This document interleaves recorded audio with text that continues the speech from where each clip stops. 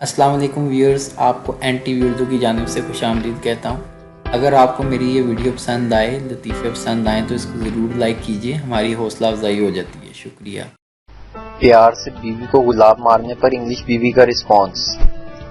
You are naughty sweetheart, Urdu بولنے والی بیوی۔ نہ کرو نہ جانو، پنجابی بیوی۔ بندہ بن حرام دیا۔ شیخ کا ابا مر گیا۔ شیخ: میرا ابا مر گیا، اشتہار چھپانے کے کتنے پیسے لوگے؟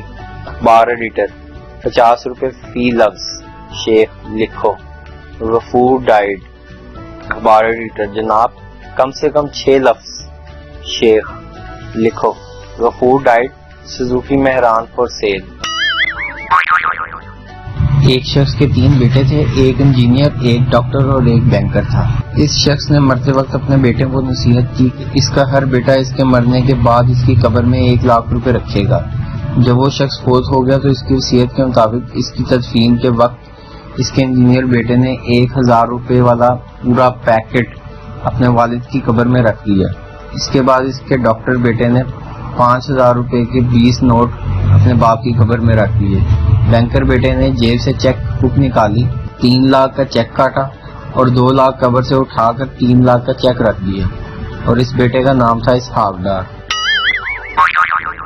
اردو خاوند اپنی بیوی سے: ارم، آج میں ٹرک کے نیچے آنے لگا تھا۔ بیوی: اللہ نہ کرے سلیم، آپ کو میری عمر بھی لگ جائے، ایسی باتیں نہیں کرتے۔